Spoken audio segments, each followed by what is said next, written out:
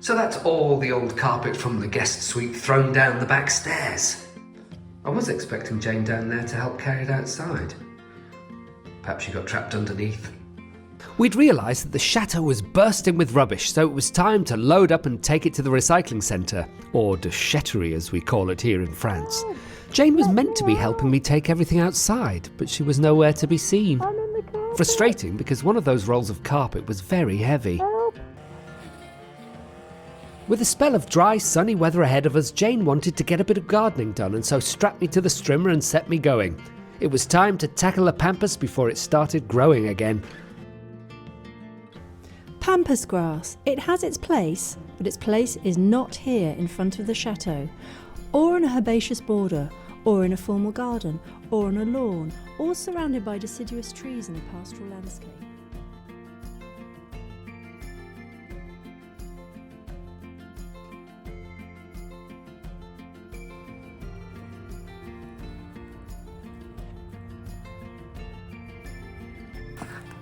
Jane is doing some amazing work at clearing away all the pampas that I was strimming earlier. How are you getting on? Yeah, good, thanks. Yeah, this one isn't so bad.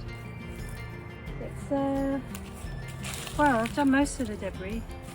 I'm sure there's a couple more barrows to go, but then we're left with the tough roots, which I think will have to be dug out, maybe with a digger. Because I think otherwise they'll just keep sprouting. Yeah. But still, it's getting there. I'm going to chop down these extraneous things that are growing through as well. Just neaten it up as much as possible.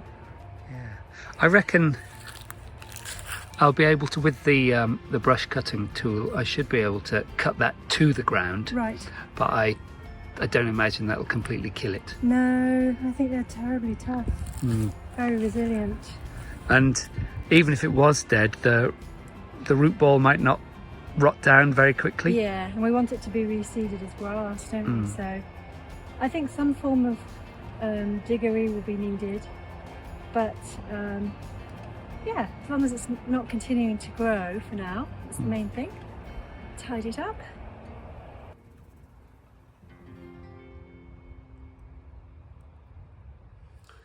This is a square tile. We bought several of these to cut into hexagon shapes and use in the secret bathroom to match up with the ones on the floor. And so I cut one of these out and put it in place, make sure my template was the right size, which it was. And then I discovered an issue. These tiles are about 3 or 4 millimeters thicker than the other tiles, which means if I were just to put them down and stick them down, they would sit proud of the other tiles with a noticeable edge that you might, well, you'd not like to catch a toe in it because the bath's going over the top, but still it would raise it up and it would look a little bit silly. So I'm not sure I can use these.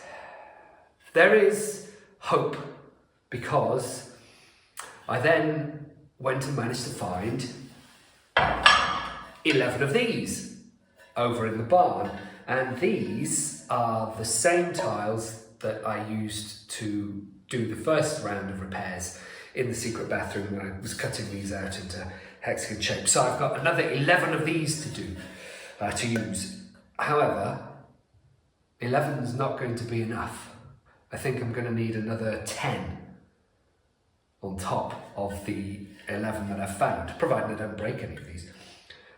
So I'll get these cut up and I'll get them down, and we'll see what I can do from there, whether we can source more tiles. But for now, these tiles that I bought seem to be a bit useless, sadly.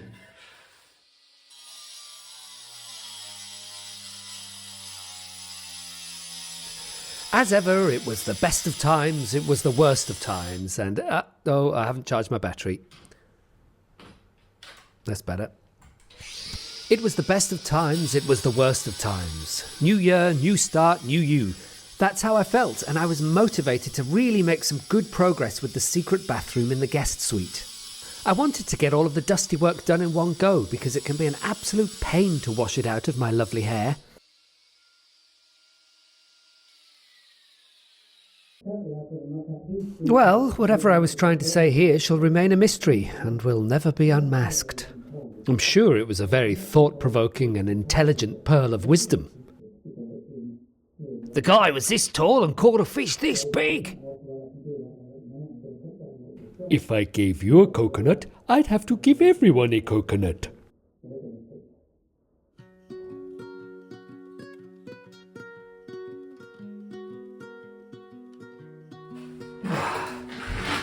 It's still rather dusty in here, so I don't want to have my mask off for too much longer.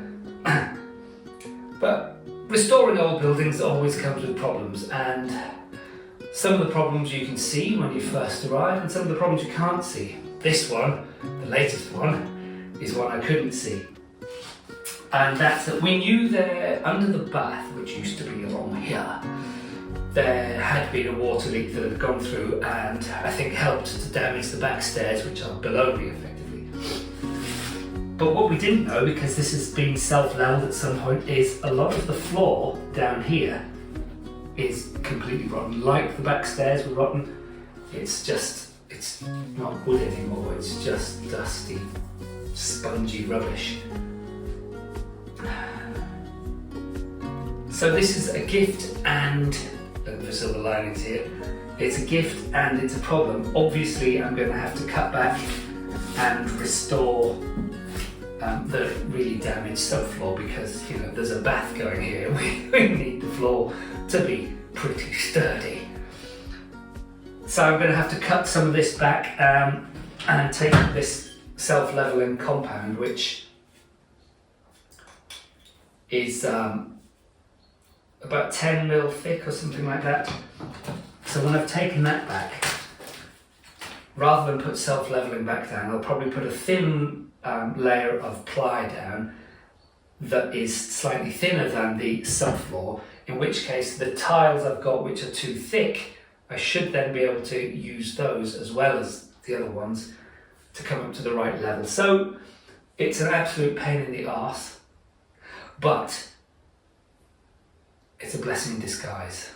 Some of the tiles I should be able to use, and hopefully it'll turn one problem into a solution when I solve the extra, you know what I mean.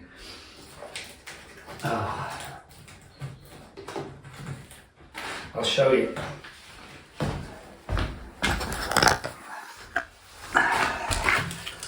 So this is it. This is how it's just falls to pieces. And here, look. So I'm going to have to break up this self-leveling, find out how much of this is damaged, how much needs repairing. Fortunately, the floorboards are going that way, which should make it a little bit easier to just come this way. There is some damage under here as well, and I don't really want to have to go that way, but because that will mean I need more tiles to do the job.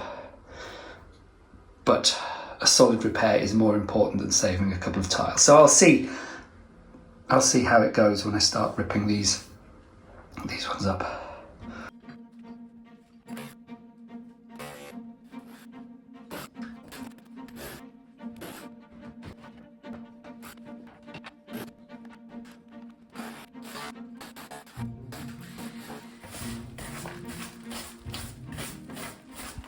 I can see here signs of wet rot, as well as the woodworm problem that's been infesting this wood. So this leak, the water leak, has been going on quite a long time and has caused quite a lot of damage. So I'm going to have to cut this out, find out where I can affix new wood to and make the repair. When using a multi-tool, it's always best to ensure that your blade is on tight.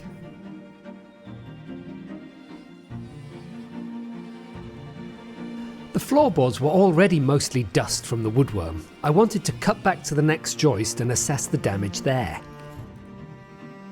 It became apparent that these floorboards would need replacing completely. There just wasn't enough left worth saving. I vacuumed the area to A, keep a clean and tidy workspace, and B, to get a good look at the extent of the damage. I was beginning to think I'd vacuum all the way through the joist. If I had to hazard a guess, I'd say 50 to 60% of the joist has been eaten in this section.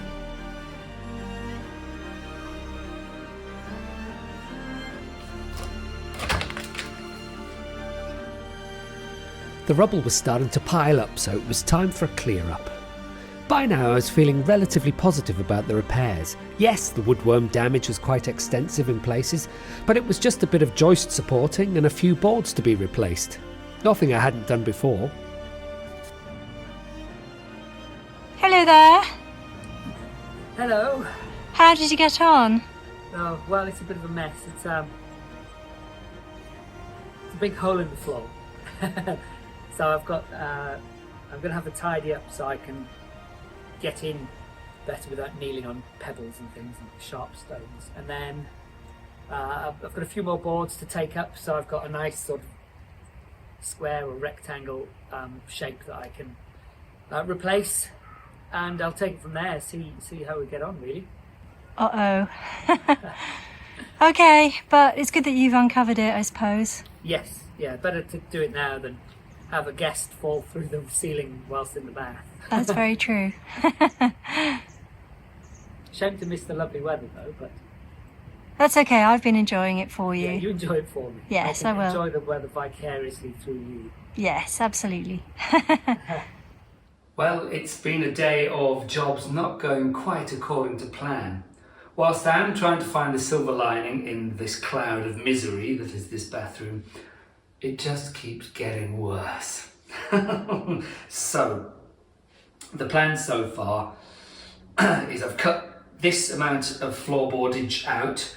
I'm going to have to reinforce this beam a little bit just so that the board that goes back down has something to screw to. So I'll put in a new board, well, I'll put in a reinforcing bit of wood along there so that the new board can screw down to it. This beam still has plenty of strength to it, and the bath isn't going to be sitting exactly on there, so I'm not too worried about it. There's plenty of strength left in the floor, so that will be okay. If I've learnt one thing today, that is that things can always get worse.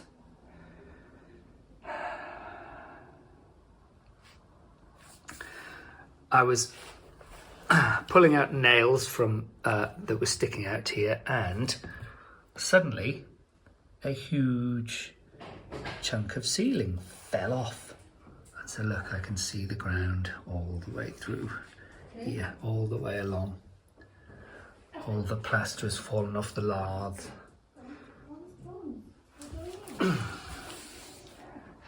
So I think I'm going to have to pull all that lath down, all that lath and plaster, and replace it with plasterboard, which is going to be messy, but in the long run it'll be a nicely finished surface that is free from any damage caused by the old leak that has now been solved. Hello. Hello. Oh, how wobbly this is. Gosh, it's everywhere. What's everywhere? Plaster. Yeah.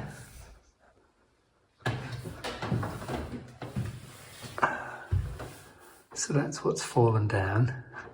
If I come all the way downstairs, so it's this whole section of ceiling that I'm going to replace, which, to be perfectly honest, there's some big cracks and there's been poor repair jobs that have been done, so it will probably be a good thing to rip that down and replace it anyway. It's just extra work I wasn't expecting. Welcome to Jane's Find of the Day with Jane. Hello and welcome to this week's Find of the Day at Chateau de Pican. Today I'm going to be talking about this lantern. We've actually got two of them. There's this one here and there's one in the room above. They are a pair, they are identical. And as best as I can work out, they are Moroccan candles. Sorry, not candles. Candle lanterns. And they're made of brass and they've got these glass beads attached onto where different shapes have been cut out. Mostly I would describe them as star shapes, but sort of, yeah, star geometric kind of shapes have been cut out of the metal, and then these glass beads, multicoloured glass beads, have been put into each one of those holes. So when your candle is lit, each one glows in a different colour, so you can kind of see, even in this light, which is relatively light, it's casting twinkly, multicoloured lights. I haven't managed to find one that looks exactly like this, but I was also rather intrigued by these. There are 3 chain mounts in order to suspend the lantern. And I was looking at these thinking, oh, they look a bit interesting. What are they? Are they birds or are they snakes? And I tried then to get a visual match on what they might be. And that was quite useful because the first hit I got was for a Victorian glass lantern, which I thought was interesting. So obviously something from the UK. And it basically had the same thing, and they described them as dragon mounts. And so they had these 3 dragon mounts to hold the chain, and they were attached to this band, this brass band that goes around, band of brass that goes around the edge of the lantern to anchor it for its chains to suspend it. So I thought, well, that's interesting. So that's from the UK, that seemed a long way from Morocco. And then the next time I managed to find a hit on, again, exactly the same design, dragon head mounts with the band of brass around for what were described as hundi lamps, also known as handy lamps, which are Indian, which again seemed a little bit strange, but it turns out these hundi lamps were made in Europe and were shipped out to India to light and adorn the palaces and big houses in India. So they were European in origin. And I think what happened was when electricity came in Europe, most of them were discarded or possibly destroyed even. But some of the ones in India survived and have now come back to the UK and are now being sold with light bulbs in. So it's possible that this lamp dates from the 19th century. It doesn't mean that it does, but the design, certainly the design of the way that it's suspended, dates from the 19th century. So that's what we know about it. It's almost certainly of Moroccan origin because of its style, the art, the design of it, and this part of it could have been made in France, perhaps. Well, I've decided just to rip the ceiling down now because, well, why not? It's got to be done. And I'm already filthy and dusty from working in the bathroom, so I might as well get this ripped down now. And then tomorrow might be a slightly cleaner day.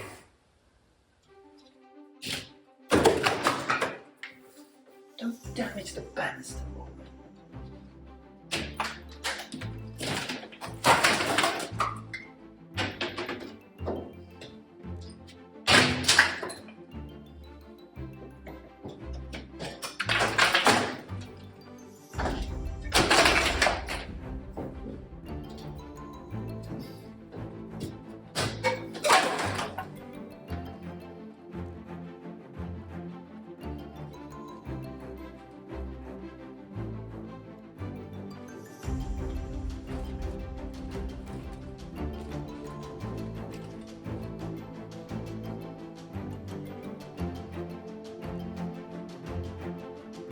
Well, here's a fine mess.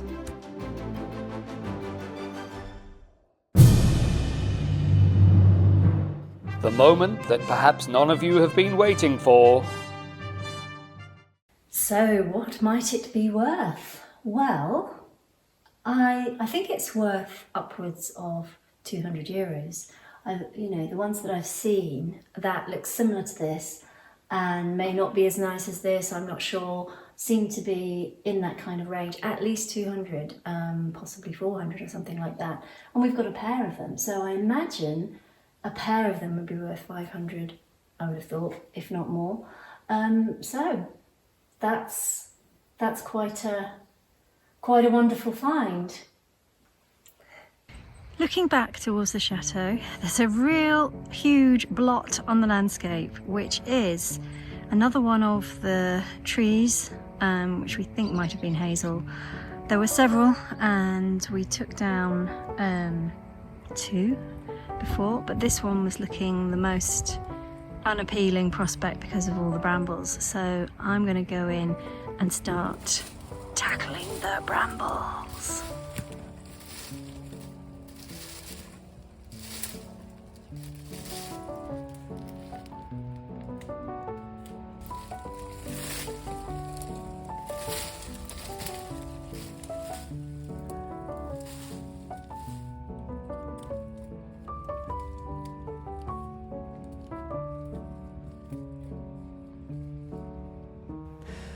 Lord Percy popped out to check that the staff weren't slacking. Once satisfied, he went for a short walk around his chateau. Where there was once one gigantic pile, there are now 5 smaller piles. 6. But yes, we'll get the wood chipper built, and then it will be magic away, I expect. Do some more removal tomorrow. And yeah, broken the back of it.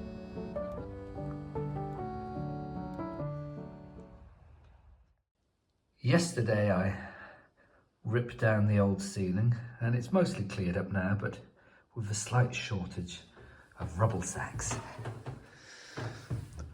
So today I'm having a look at the work that I've got to do, and let me put the camera in the right position. Before I can put a new ceiling up, some plasterboard up, obviously I've got to get rid of all of the nails that are across every beam, but I've also got to sort out the plumbing. And so here you can see an old copper pipe that's dead. Next to it's another copper pipe, and then just behind it up there is a cold feed, which is going to be the cold feed to the bath. Now it was a cold feed to the old macerating toilet, and this pipe here, this waste pipe, that was the waste pipe for the macerating toilet. So lots of yummy yuckiness has gone through there over the years. So I've got to get these out and out of the way, because through this hole I've got to get the waste pipe for the bath, and then I'll bring it along here, and then I'll pop it up through here somewhere under the bath. So that's the plan, but I've got to get a waste pipe through there, and then I've also got to get a new hot pipe, a hot water pipe to come up around the same place. So once I get those done, and these 2 pipes that's radiator pipe work, by the way, and then there's a blue pipe there, which is a pipe I installed for the toilet up there. This is a photo of the inside of the waste pipe for the old macerating toilet. You can see that after it was installed, someone put a floorboard screw through the pipe. So toilet wastewater could have contributed to all of this damage.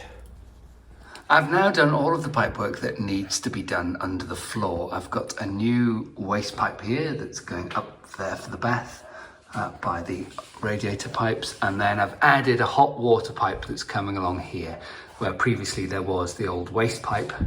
And what's left is some copper there that I'll cut away, and there's an old waste pipe there that can be cut away, and those copper pipes as well, they'll be cut out, and just some old conduit there that's just hanging loose. So I'll get rid of that, tidy everything up, and maybe tomorrow, if I can find the wood that's the right thickness and size to support the beams, if I can get that done, then there's no reason why I can't put plasterboard up tomorrow, which would be a wonderful step in the right direction.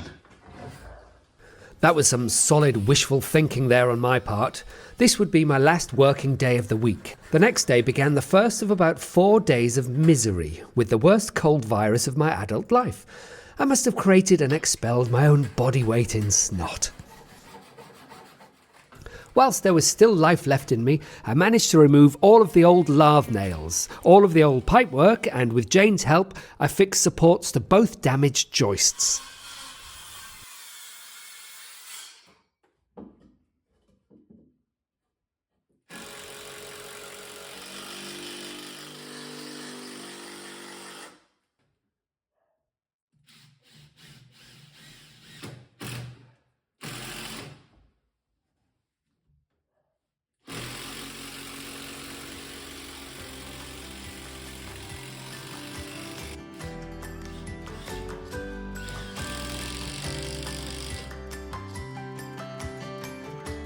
If you've watched this far, then why not watch another?